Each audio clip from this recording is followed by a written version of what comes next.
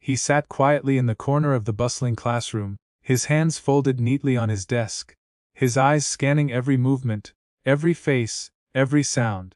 No words ever left his lips, not a single one, not even a whisper. But his eyes were loud. They shimmered with meaning, spoke volumes without a sound, carried stories unspoken. His name was Adam. He had joined the 5th grade class in the middle of the term. No one knew where he came from exactly, only that his parents had brought him to the small town after years of living abroad. Rumors spread like wildfire that he had suffered some trauma, that he had been born mute, that something had broken him. But none of the children really knew, and the adults didn't say much. Adam didn't try to explain. He simply showed up every day with a calm presence and a gentle smile, and he watched. And the more he watched, the more he began to understand the world around him, and the people in it. There was Emily, who sat at the desk in front of him. Bright and bubbly, her ponytail always bounced as she spoke a mile a minute. She was the first to talk to him, of course. "Hi, I'm Emily. You're new, right?" she said, spinning around in her chair. Adam gave a small smile and nodded. "You don't talk." He shook his head gently. "Oh, that's okay. "I talk enough for both of us." And just like that, they became friends. Emily would chatter away, and Adam would listen. Really listen. His eyes never drifted. He nodded at the right moments, smiled when she made a joke, and frowned when her tone turned sad. He never interrupted, never made her feel unheard. Slowly, Emily began to open up in ways she hadn't before. It was as if Adam's silence made space for her thoughts. It wasn't long before the rest of the class noticed him. Teachers praised his attentiveness, his impeccable drawings in art class, and his kind heart. He'd help pick up someone's fallen books, pass notes when someone forgot, or offer his sandwich if someone was hungry. Always quiet. Always with those eyes. Gentle. Wide. Full of understanding. But one day, something shifted. It was during recess. The children were playing soccer, and Adam was sitting by the fence sketching in his notebook. That's when Ethan, a boy from another class known for being a bit rough, walked over.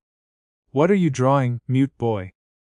Ethan mocked, snatching the notebook from Adam's hands. Adam stood up, startled, his eyes pleading. Ethan laughed, flipping through the pages. "These are just trees and faces. Boring stuff. You some kind of freak artist." A crowd started forming. "Give it back," Emily shouted, running toward them. But before she could reach him, Ethan tore out a page and crumpled it. Adam didn't move. His hands were still, but his eyes filled with something no one had seen before. Pain. Not fear. Not anger. Just raw, unfiltered sadness. It was enough. Even Ethan froze. There was something about that look. A deep, aching look that said, "I've been hurt before. Please don't make it worse." Emily grabbed the notebook and the crumpled page. "What's wrong with you?" she snapped at Ethan, holding the notebook close. "He didn't do anything to you." Ethan mumbled something and walked away. No one said anything for a moment. The bell rang. The children walked back to class, quieter than usual. But Adam, he stayed behind, standing at the edge of the field. Emily walked up beside him. "Are you okay?" she asked. He didn't nod. He didn't shake his head. He just looked at her with those same eyes. And Emily understood. It wasn't about the paper. It was about being seen as less. As different, as broken. From that day, things began to change. Mrs. Taylor, their teacher, introduced a special activity called Story Circle. Every Friday, each student would share something about themselves. Something they felt, something they learned, or something they struggled with. When it was Adam's turn, he walked slowly to the front of the class with a folder in hand. He didn't speak, of course. Instead, he placed a drawing on the board.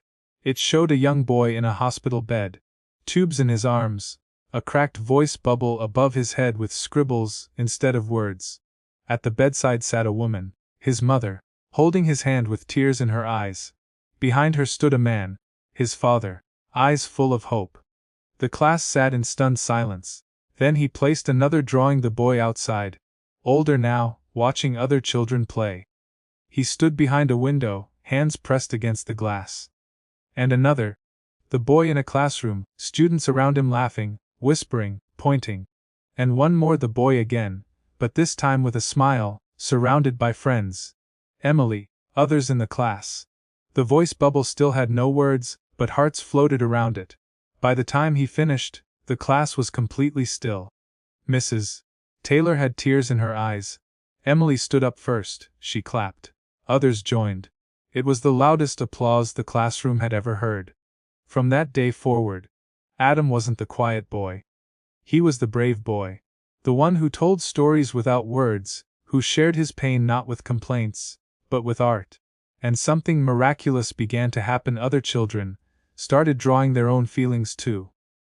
Kids who had never opened up before began sharing through pictures, through music, through writing.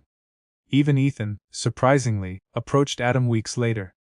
I was a jerk," he mumbled, rubbing the back of his neck. "I didn't get it before. But your drawings, they're amazing."